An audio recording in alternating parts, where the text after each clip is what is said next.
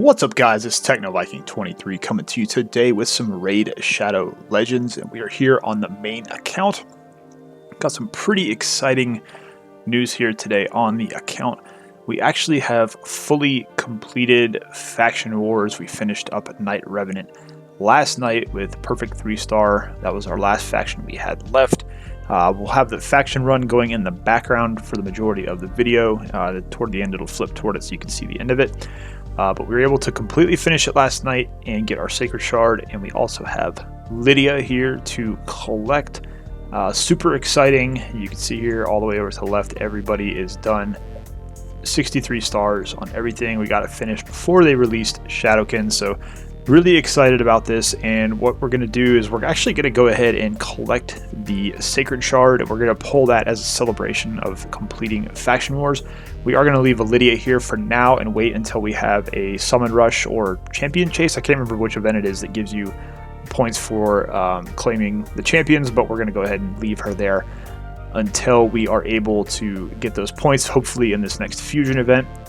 And once I do pull her and get her built, I'll probably do a little bit of a spotlight on her, because it's pretty cool that we were able to get her. Very exciting. I'm going to go over also my Faction War team that I used to beat Knight Revenant 21. I'll put a screenshot up of that right here so you can kind of see how they did. The first time I did it, these are both runs on automatic. The first time they 3-starred it because Miscreated Monster did get killed right at the very end, and he could not get rezzed before we killed the boss so that it would count. Second run just went through completely fine, and I made a couple tweaks to some gear, and they 3-starred it without any issues whatsoever. I've run 2 more keys on it today, 3 stars without issue. It's about a 10-minute run, which isn't spectacular by any means, but hey, we got the job done. We finished Faction Wars.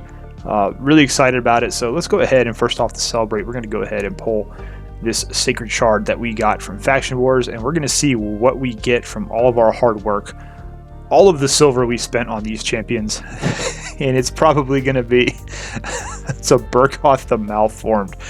Fitting because he's from the Knight Revenant faction, but we definitely have 0 use for this champion. So that's kind of just goes to show you how useless Sacred Shards can be in this game. But yeah, all of our hard work just got us a Burkoth the Malformed. Actually, it got us Lydia the Death Siren, but you guys know what I'm saying here. All right, so let's go ahead and we'll take a look at the team we used here. I'll show you there. Actually, you know what? First thing, because I know I like to show this, just so you guys are aware, here is the Great Hall on my account, so you can kind of see where we are. And you can kind of see the different bonuses this will grant to some of these champions. Obviously, we have Miscreated Monster is magic. We've got Doom Priest and Rector Drath as our Force Champion, and Sinesha also. So you can see our Force Champions were not actually that amazing yet in the Great Hall, so we had 3 of those champions in there, and then Tomb Lord, of course, is in the Spirit section there, so that kind of gives you an idea of where we are with the Great Hall to keep in mind when we look at the statistics of some of these champions here. So let's go here. I think Tomb Lord here is my highest rated champion in the faction.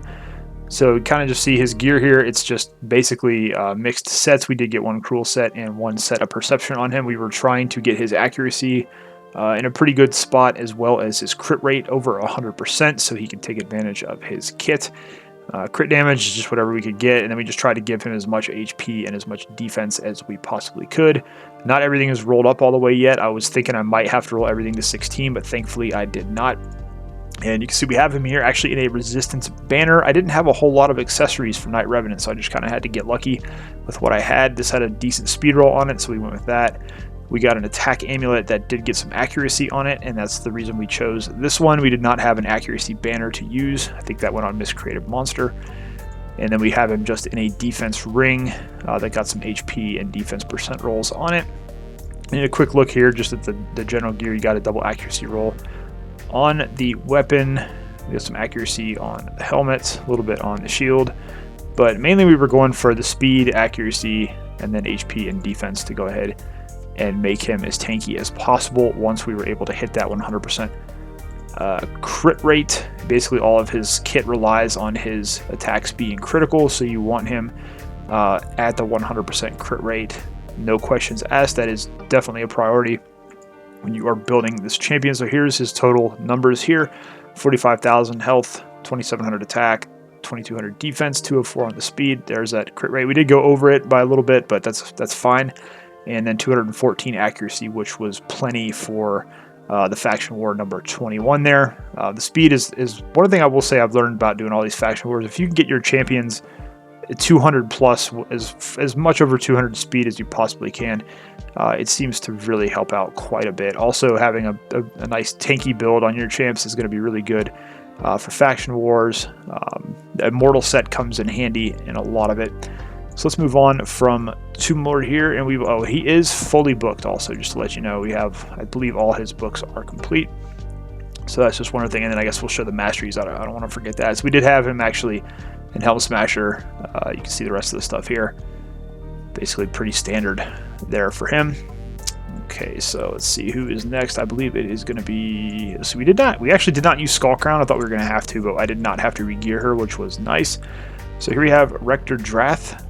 Real quick, you can kind of see her masteries. We do have her in the defense and support tree because I use her as a reviver in the arena, both 3v3 and in Gold 4. So that's how she's sort of built. She's built to be very tanky, as you will see here, and she is also fully booked. We have all of her skills done. And here you see her gear again, not all the way rolled out, but we do have her in a swift parry set that we actually use in the arena. Which also kind of helped in faction wars in case anything happened to her. She's our lone reviver. If she dies, it's kind of, good game. So that was kind of an extra insurance policy in case she was going to get killed. She would be able to have that unkillable buff go up and save her. But we just made her really as fast as possible and gave her a lot of health. She's really mainly here just for her healing and also for being able to bring people back to life with her resurrection. So really good champion for faction wars. Take a look at her total stats here. You can see 38,000 health.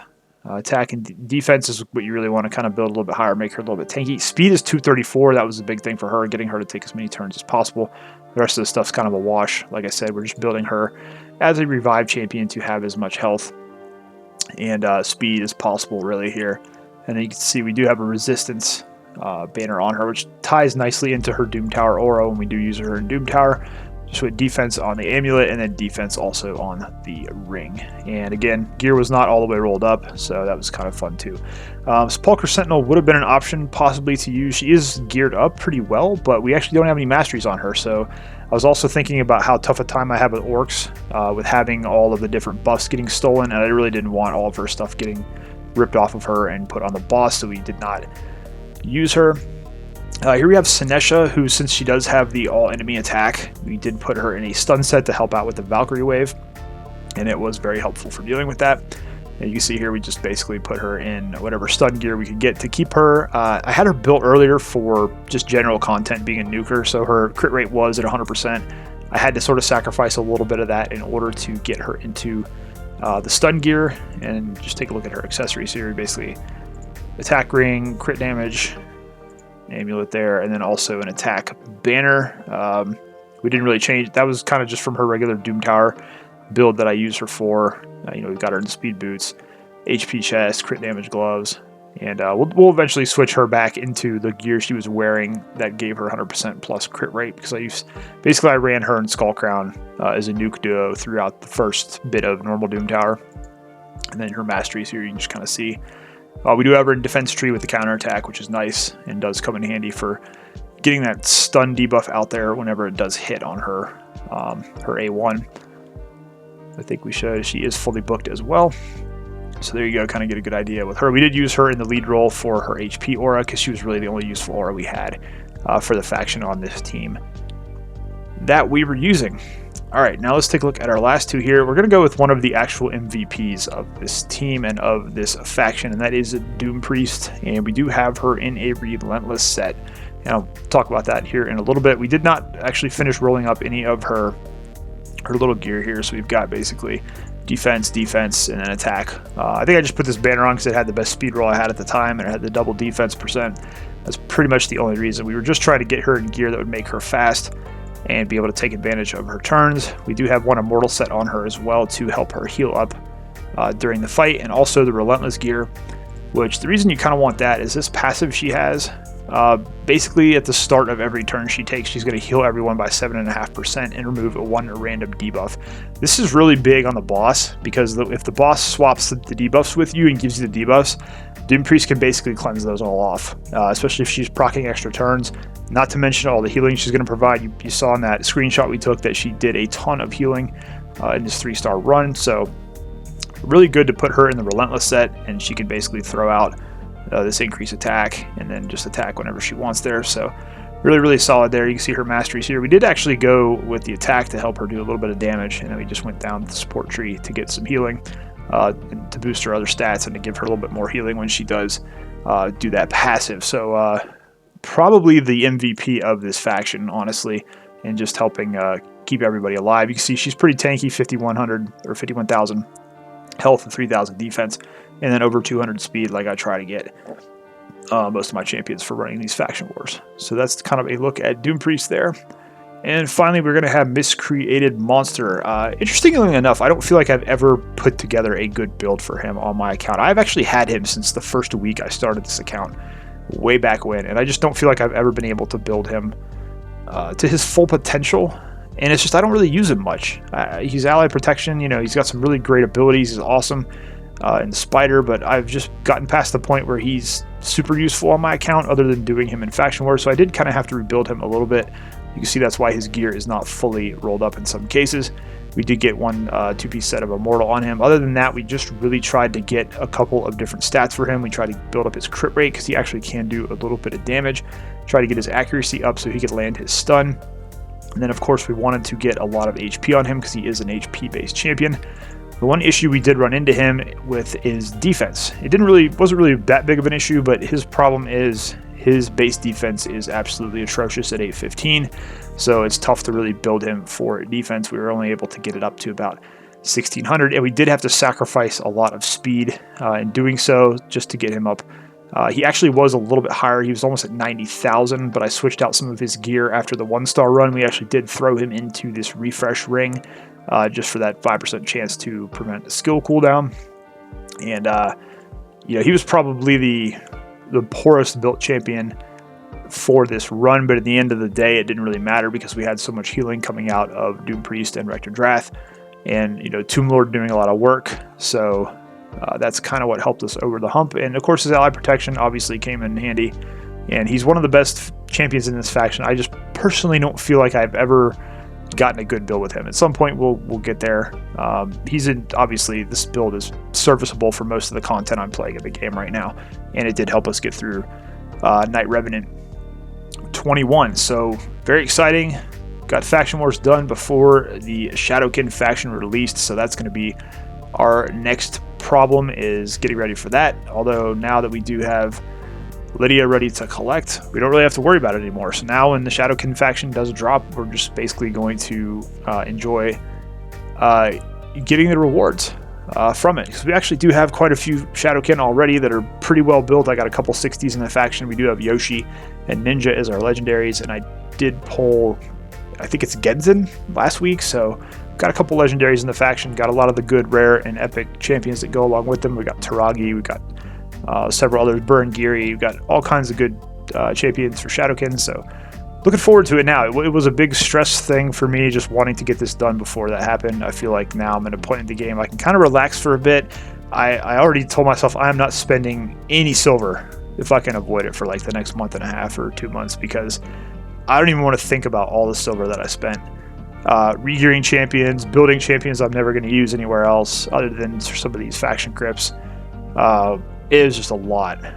Like the last 3 weeks I have been doing nothing but getting gear and building up Tomb Lord, farming Minotaur, you know, rolling gear. I've probably spent 30 to 50 million silver easy just building 2 or 3 champions for Knight Revenant, so it's a lot by the time you get there. And it was a very long journey.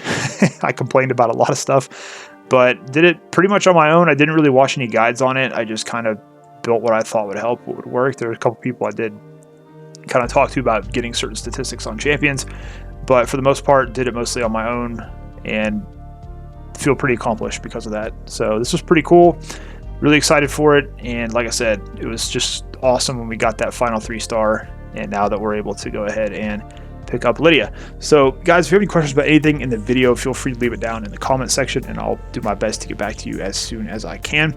As always, I hope you guys are having a great day. Thanks as always for watching, and I will see you again next time.